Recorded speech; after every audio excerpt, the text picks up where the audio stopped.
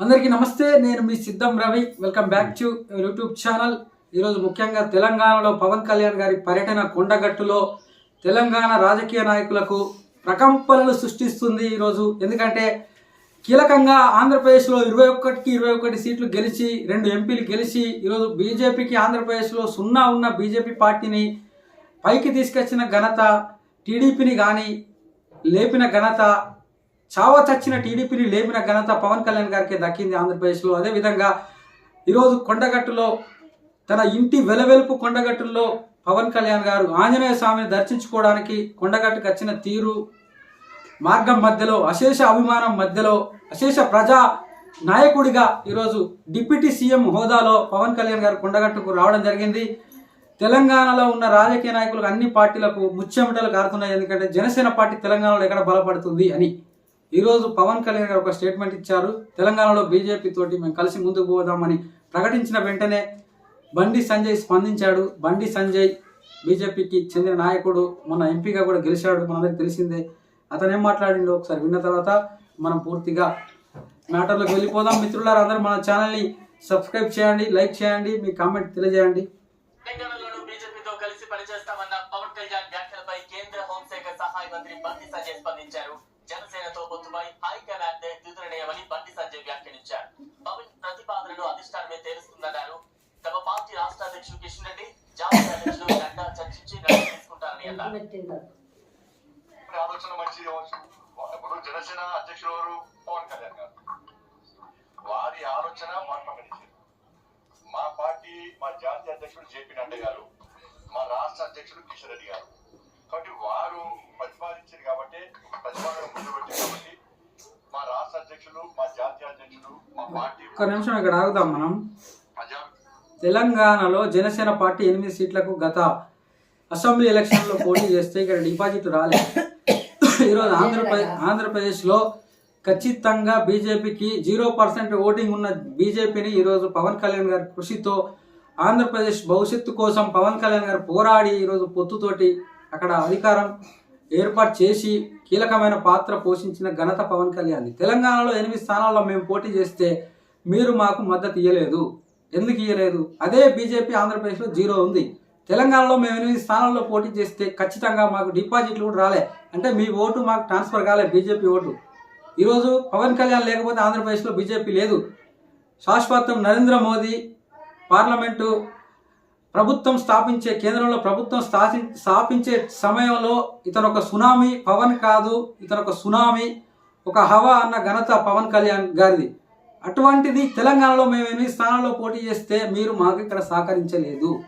ఆంధ్రప్రదేశ్లో మీరు 0 నుంచి మొదలైన మీ పార్టీని ఈరోజు పవన్ కళ్యాణ్ గారు మీకు 8 స్థానాలు వచ్చినాయి, 4 ఎంపీలు వచ్చినాయి అంటే మీకు ఎక్కడిది ఓటింగు? అదే విధంగా తెలంగాణలో మేము పోటీ చేస్తే మీరు మాకు ఎందుకు సహకరించట్లేదు? ఈరోజు బండి సంజయ్ వ్యాఖ్యలు చూడండి, ఎలా మాట్లాడుతున్నాడు. అంటే దాంట్లో వాస్తవం ఉందా, అవాస్తవం ఉందా? ప్రజలందరూ ఒకసారి గమనించాలి. బీజేపీ పార్టీ ఈరోజు కేంద్రంలో అధికారం ఉన్నదంటే ఆంధ్రప్రదేశ్ గెలిచిన స్థానాలతోటి ఆంధ్రప్రదేశ్లో ఉన్న ఎంపీలు మద్దతు ఇస్తేనే ఈరోజు మోదీ మరొకసారి 3వ ప్రధానమంత్రి అయ్యిండు. అంటే పవన్ కళ్యాణ్ స్టామినా అది. పవన్ అంటే ప్రభంజనం అని నరేంద్ర మోదీ ఒప్పుకున్నాడు అక్కడ. కానీ ఇక్కడ మీరు తెలంగాణలో ఉన్న బీజేపీ నాయకులు జనసేన పార్టీ పోటీ చేస్తే ఒకలాగా, ఇది కాదు. పొత్తు ధర్మాన్ని ఖచ్చితంగా ప్రతి కింది స్థాయి కార్యకర్త ప్రతి ఒక్కరు పాటించాలి, నాయకులు చెప్పిన విధంగా నడవాలి. తెలంగాణలో మాకు అనేక బలం ఉంది. కానీ మీరు పవన్ కళ్యాణ్ను తక్కువ అంచనా వేసుకుంటే అది మీకు నష్టం తప్ప మాకు మా జన సైనికులకు వచ్చే నష్టం ఏమి లేదు. మా అధ్యక్షుడు పవన్ కళ్యాణ్ గారికి వచ్చే నష్టం ఏమీ లేదు, 0% తప్ప. మీ బీజేపీ పార్టీని కూడా ఇక్కడ తెలంగాణలో మీరు అధికారంలోకి రావాలంటే ఖచ్చితంగా మా సహకారం మీకు ఉండాలి, మీ సహకారం మాకు కావాలి. ఓటు ట్రాన్స్ఫర్ కావాలి, మీది మాకు కావాలా, మాది మీకు కావాలి. పొత్తు ధర్మాన్ని ఖచ్చితంగా ఎంత పెద్ద నాయకుడైనా పాటించాల్సిందే. జనసేన పార్టీని తక్కువ అంచనా వేసుకుంటే జగన్ రెడ్డి గతి ఏమైంది ఆంధ్రప్రదేశ్లో? ఈరోజు జగన్ రెడ్డి గతి ఏమైంది ఆంధ్రప్రదేశ్లో? జగన్ రెడ్డి విర్రవీగిండు వ్యక్తిగత జీవితం మీద మాట్లాడి, ప్రజాధనంతో సభలు పెట్టి వ్యక్తిగత జీవితాల మీద మాట్లాడితే ప్రజాప్రతినిధిగా గెలిచినప్పుడు ప్రజలకు జవాబుదారీతనంగా ఉండాలి. ప్రజల కోసం ఎన్నికబడ్డ ప్రజా నాయకుడు ఖచ్చితంగా ప్రజల కోసం పనిచేయాలి. నీకు వ్యక్తిగత జీవితం మీద మాట్లాడితే ఇలాంటి రిజల్టే వస్తాయి. ప్రజలు అమాయకులు కాదు, ఖచ్చితంగా ప్రజలు అన్ని గమనిస్తారు. జగన్ రెడ్డి పరిస్థితి ఈరోజు ఏంటిది ఆంధ్రప్రదేశ్లో? అదే బీఆర్ఎస్ ఈరోజు టీఆర్ఎస్గా ఉన్న బీఆర్ఎస్ పార్టీకి ఎంపీ సీట్లు ఒకటి రాలేదు తెలంగాణలో. ఎందుకు రాలేదు? విర్రవీగితే పని చేయాలి ప్రజాప్రతినిధి అన్నప్పుడు ఖచ్చితంగా ప్రజలకు జవాబుదారీతనం ఉండి ఇచ్చిన హామీలను ఇచ్చిన వాగ్దానాలను నిలబెట్టుకునే విధంగా ప్రజానాయకుడు ఉండాలి. మీ జేబులకి వెళ్ళి ఒక రూపాయి ఏనాడన్నా మీ ముఖాలకు ఎప్పుడన్నా సంత డబ్బులు తీసి ఏ పేద ప్రజలకు దాన ధర్మాలు చేసిన దాఖలాలు ఉన్నాయా? ఒక్క వీడియో క్లిప్పింగ్ ఉంటే చూపించండి. పవన్ కళ్యాణ్ సినిమాలు తీసి తన సొంత డబ్బులతోటి ఈరోజు 10 సంవత్సరాలు కష్టపడి పోరాడి అనేక అవమానాలు పడి ఈరోజు గెలిచాడు అంటే ప్రజలు నిజాయితీని నమ్ముతారు ఖచ్చితంగా. నిజాయితీకి నిలువెత్తు రూపం అనే వ్యక్తే పవన్ కళ్యాణ్ అనే వ్యక్తి. మీరు రూపాయి జేబులకి ఖర్చు పెట్టే మానవత్వం లేదు మీకు. అటువంటి వ్యక్తులు మీరు ఈరోజు పవన్ కళ్యాణ్ గారి గురించి వేలన చేసి మాట్లాడతారు. తెలంగాణలో మేము 8 స్థానాలు, నేను మళ్ళీ రిపీట్ చేస్తున్నా, 8 స్థానాలు మేము పోటీ చేసినప్పుడు మీరు మాకు ఎందుకు మద్దతు ఇవ్వలేదు? తెలంగాణలో మా నాయకులు 8 మంది పోటీ చేసిరు. పవన్ కళ్యాణ్ గారు ప్రచారం చేసి వచ్చి మీకు మా ఓట్లు మీకు పడతాయి, మీ ఓట్లు మాకు ఎందుకు పడాయి? ఇదేనా పొత్తు ధర్మం పాటించే విధానం? ఇదేనా? ప్రజాస్వామ్యంలో ప్రజలకు విలువియాలి. ప్రజల కోసం పొత్తు పెట్టుకున్నప్పుడు ఖచ్చితంగా ఓటు ట్రాన్స్ఫర్ అనేది జరగాలి.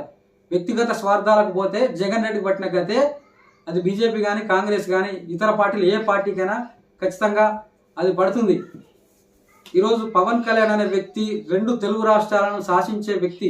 ఖచ్చితంగా జనసేన పార్టీ ముద్ర తెలంగాణలో లేకుండా భవిష్యత్తు లేదు. తెలంగాణ ప్రజలకు కూడా భవిష్యత్తు పవన్ కళ్యాణే దీక్షిత్ అవుతాడు. అది గమనించుకోవాలి. ఎప్పుడైనా ప్రతి ఒక్క రాజకీయ నాయకుడు పవన్ కళ్యాణ్ గారి గురించి మాట్లాడేటప్పుడు ఒళ్ళు దగ్గర పెట్టుకోవాలి. ఎందుకంటే ప్రజానాయకుడు అంటే ప్రజానాయకుడు అతనే. మీరు జేబులోకి వెళ్ళి రూపాయి డబ్బులు ఇచ్చే మానవత్వం మీకు మనసు లేదు. కానీ మీరు ప్రజానాయకులం, మేము ప్రజల కోసమే వచ్చినాం అని ఇచ్చిన వాగ్దానాలు ఉల్లంఘించి మీరు చేసే కార్యక్రమాలు ఎలా ఉంటాయి ప్రజలు గమనించరా? ఎప్పుడు కానీ నేను గెలిచినా అని విర్రవీగితే చుక్కలు చూపిస్తారు ప్రజలు. బీఆర్ఎస్ నాయకుడు కేసీఆర్ చూపించారు కదా, అక్కడ జగన్ రెడ్డి చూపించారు. ఖచ్చితంగా బీజేపీ నాయకులు కూడా నేను ఒకటే చెప్పదలుచుకున్నా, తెలంగాణలో జనసేన పార్టీ బలంగా ముందుకు పోదలుచుకున్నది. మీరు మాకు మద్దతు ఇస్తారా లేదా అనేది మీ ఇష్టానికి, మీ ఇష్టానికి మేము వదిలేస్తున్నాం. పవన్ కళ్యాణ్ అనే వ్యక్తి సునామీ, అది అందరికి తెలిసిందే. అలాంటి వ్యక్తి వెనక మేము జన సైనికులు ఉన్నాం. మాకు అధికారం లేకున్నా మా సొంత డబ్బులతోటి అతన్ని మేము ముందుకు తీసుకువెళ్తాం. ఖచ్చితంగా అతని కోసం మేము పోరాడతాం. అతను తెలుగు ప్రజల ఐక్యత కోసం భారతదేశాన్ని మారడానికి పుట్టిన ఏకైక నాయకుడు. అలాంటి రాజకీయ నాయకుడు చరిత్రలో మనం చూడమని నేను తెలియజేసుకుంటూ జై హింద్, జై జనసేన, జై తెలంగాణ.